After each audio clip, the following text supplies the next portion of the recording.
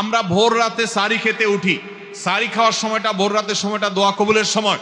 রমজান মাসে এই সময়টাকে আমরা বিশেষভাবে আমরা দোয়ার জন্য নির্ধারণ করতে পারি। তাহলে দিনভর ইফতারের আগে ওই যে সারি খেতে উঠলে এই সময়গুলো বিশেষভাবে আমরা দোয়ার প্রতি যত্নবান হব। রমজানে দোয়া কবুলের সর্বোত্তম সময় কখন? মায়েরা আমার, সারা বছর অন্য সময় যেরকম দোয়া কবুল হয়, রমাদানে দোয়া কবুল আরো বেশি হয়। বিশেষ করে রোজা অবস্থায়, সিয়ামরত অবস্থায় সায়েম ব্যক্তি, রোজাদার ব্যক্তির দোয়া কবুল হয়।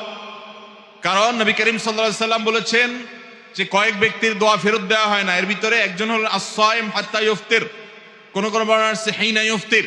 রোজাদার ব্যক্তি দিনভর রোজা দোয়া করলে তার দোয়া কবুল হয়। হাঁটতে, চলতে, ফিরতে, কাজের ফাঁকে, মা বোনরা গৃহস্থলী কাজের ফাঁকে, এবং সবাই যার যার কাজের ফাঁকে ফাঁকেও দোয়া করতে পারেন। আর মনোযোগ নিয়ে নামাজের আগে পরে বিভিন্ন সময় দোয়া করতে পারলে সেটা আরো ভালো। সেই সাথে আমাদের ইফতারের আগ মুহূর্তে কোনো কোনো বর্ণনা মতো দোয়া কবুল হয়। আমরা ভোর রাতে সারি খেতে উঠি। সারি খাওয়ার সময়টা, ভোর রাতের সময়টা দোয়া কবুলের সময়। রমজান মাসে এই সময়টাকে আমরা বিশেষভাবে আমরা দোয়ার জন্য নির্ধারণ করতে পারি। তাহলে দিনভর ইফতারের আগে ওই যে সারি খেতে উঠলে এই সময়গুলো বিশেষভাবে আমরা দোয়ার প্রতি যত্নবান হব। আল্লাহ আমাদের তৌফিক দান। রমজানে মা বোনদের জন্য স্পেশাল কোনো আমল আছে কিনা জানালে উপকৃত হতাম। মা বোনরা রমজানে বিশেষ কোনো আমল যেটা পুরুষদের জন্য প্রযোজ্য না, তারা করতে পারেন কিনা? এর উত্তর হলো, মা বোনরা তারা ইফতার তৈরি করেন, সাহারি তৈরি করেন, বেশিরভাগ ফ্যামিলিতে তারাই করেন। অতএব তারা এই কাজগুলোর ফাঁকে ফাঁকে ইবাদত বন্দেগী করবেন, এবং সেই সাথে রোজাদারের খেদমতের নিয়তে তারা যদি করেন যে রোজাদারকে ইফতার করালে ইফতার করানোর সওয়াব পাওয়া যায়, আমি তাদের ইফতারের ব্যবস্থা করছি, আয়োজন করছি, অতএব আল্লাহ আমাকে যেন আজর দান করেন, সওয়াব দান করেন। রোজাদারের খেদমতের নিয়ত যখন করবেন, তারা আল্লাহর কাছে এটার জন্য এক্সট্রা বেনিফিট এবং সওয়াব লাভ করবেন। সেই সাথে তাদের বাসার পুরুষদেরকে মসজিদে পাঠিয়ে দিবেন জামাতের সাথে নামাজ পড়ার জন্য, উদ্বুদ্ধ করবেন। বাচ্চাদেরকে, নিজেদেরকে কোরআন তেলাওয়াতের মধ্যে রাখবেন। এই কাজগুলো ঘরোয়াভাবে তারা করবেন। এগুলো তাদের রিলেটেড বিশেষ কাজ।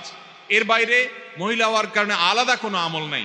তবে আমাদের যে সমস্ত বোনরা রমজানে মাসিক অবস্থায় থাকেন, ওই অবস্থায় তারা কি আমল করবেন? সেই অবস্থায় তারা জিকির আজকার করতে পারেন, দোয়া দুরুদ পড়তে পারেন, ইস্তেগফার করতে পারেন, ইসলামিক বই পুস্তক পড়তে পারেন। তারপর রোজাদারের খেদমত সহ অন্যান্য কাজ তো করবেনই। আর যেগুলো তিনি করতে পারতেছেন না, নামাজ পড়তে পারতেছেন না, রোজা রাখতে পারতেছেন না, এগুলোর জন্য আল্লাহ তাআলার কাছে তিনি সুস্থ থাকলে যেহেতু করতেন, অতএব অটোমেটিক সওয়াব পেয়ে যাবেন। পা দিয়ে নামাজের বিছানা ঠিক করা যাবে কিনা?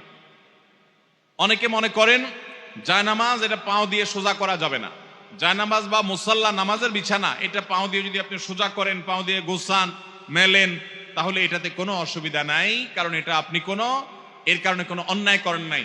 জায়নামাজ বা নামাজের মুসাল্লা এটা একটা কাপড় বা একটা কার্পেটের টুকরা বা এই জাতীয় কিছু।